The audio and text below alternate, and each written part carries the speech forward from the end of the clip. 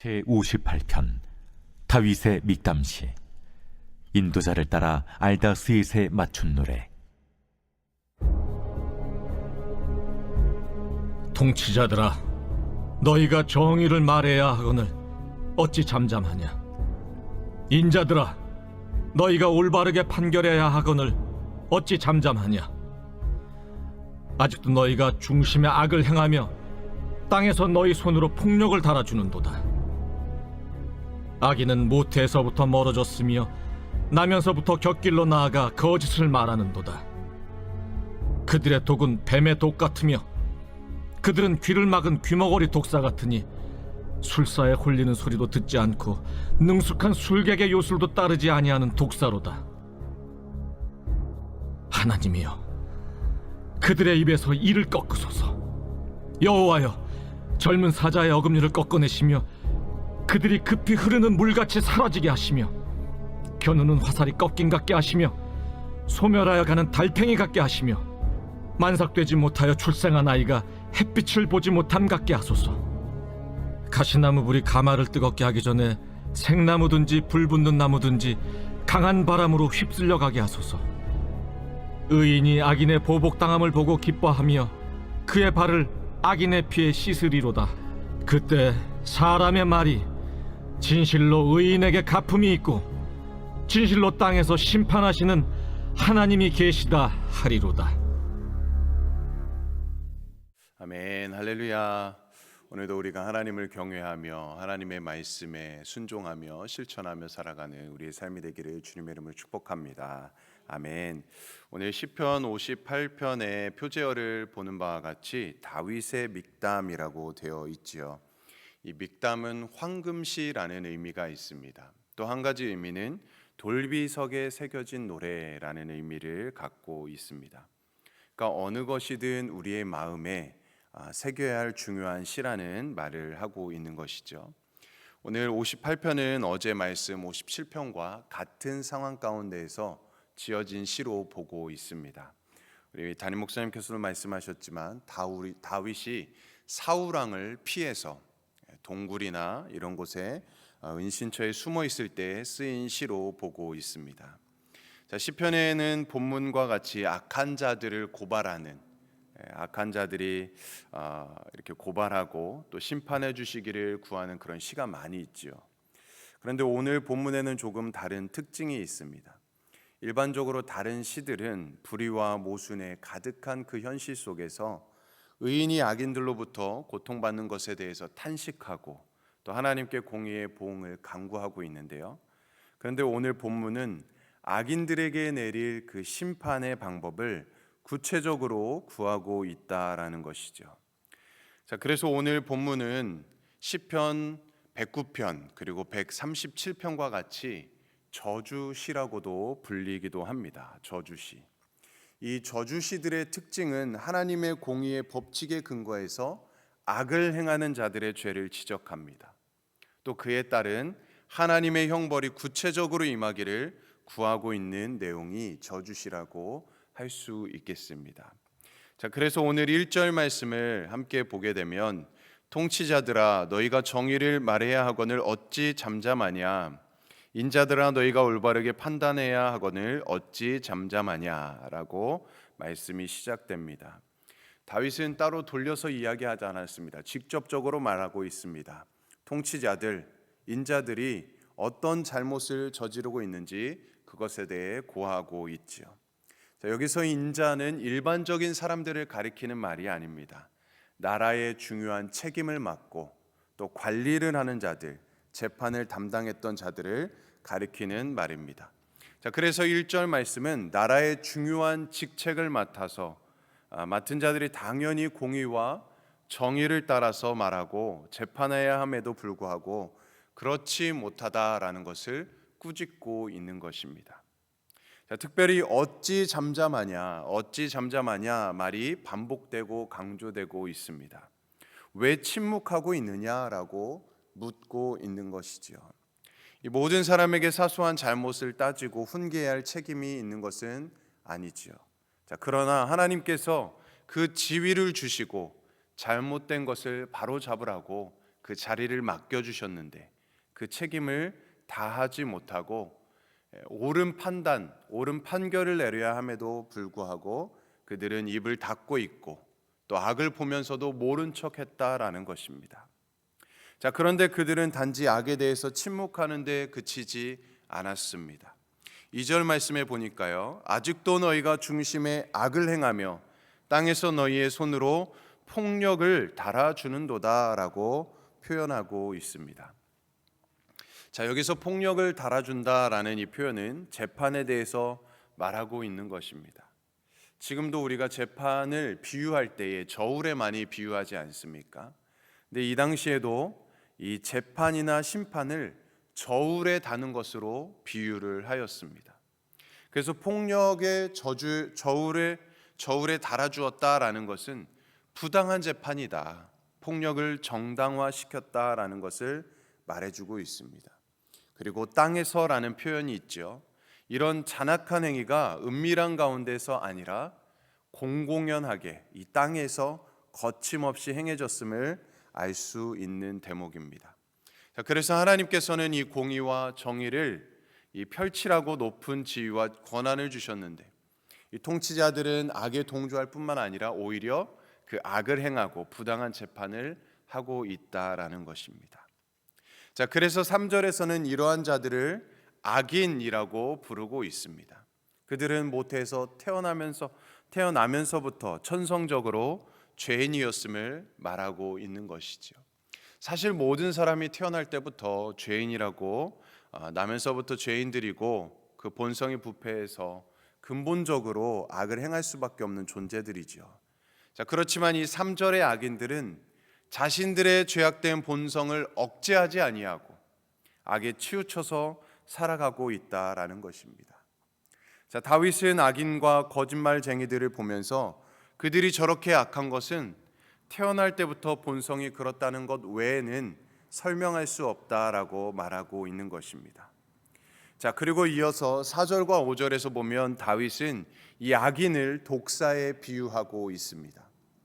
자, 그런데 이 독사도 그냥 독사들이 아니지요. 마술사의 홀리는 소리도 듣지 아니하고 능숙한 술객의 요술도 따르지 않는 독사다라고 말하고 있습니다. 우리가 TV나 영화나 이런 데서 조련사가 이렇게 피리를 불면 코브라가 나와서 이렇게 막 춤을 추지 않습니까? 그런데 지금 여기 말씀에서 보면은 조련사의 어떤 신호에도 전혀 반응하지 않는 것입니다.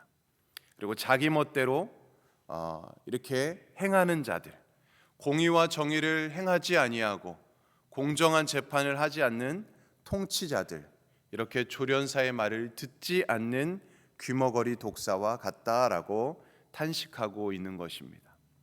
자, 또한 6절과 9절에서는 이 불의한 통치자들 그리고 관리들을 하나님께서 직접적으로 이제 벌을 주시기를 구체적으로 간구하고 있습니다.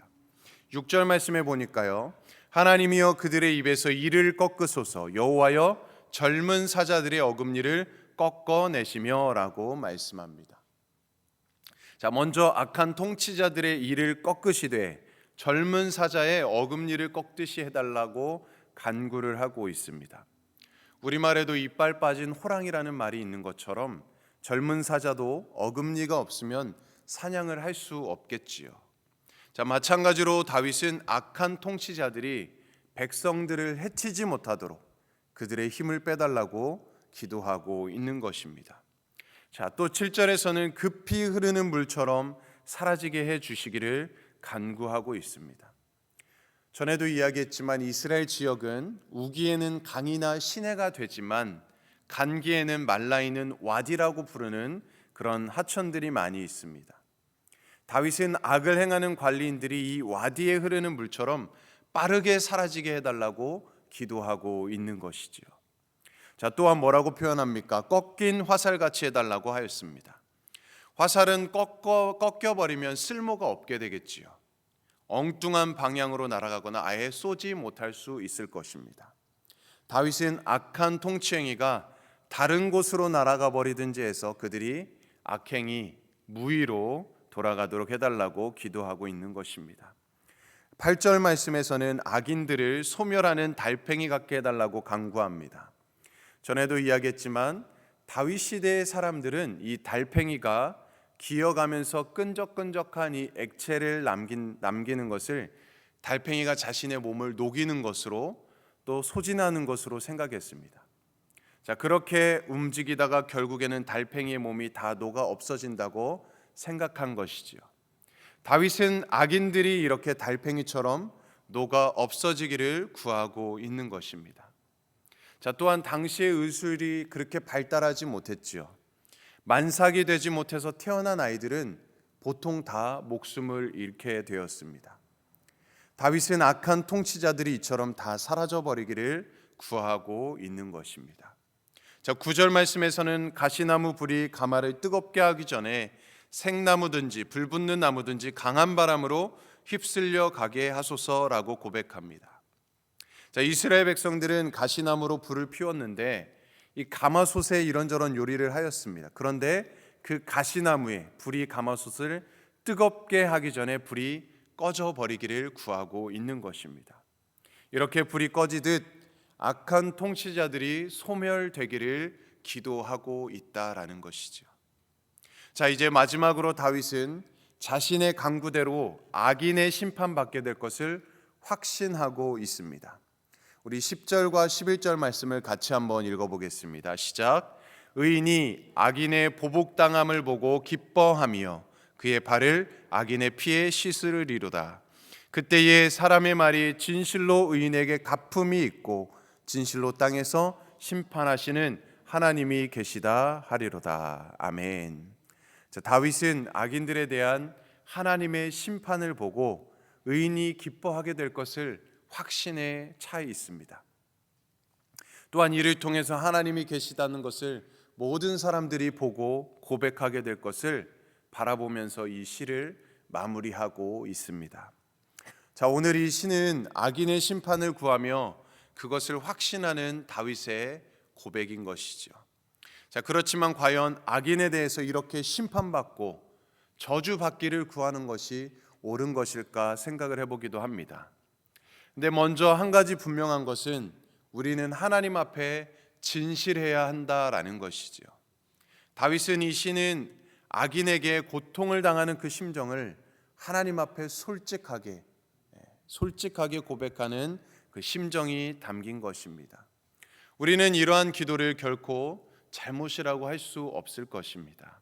그리고 더욱 중요한 것은 이 시를 자세히 보게 되면 다윗은 악인들의 심판을 구하고 있지만 자신에게 심판할 힘과 능력을 달라고 구하고 있지는 않습니다.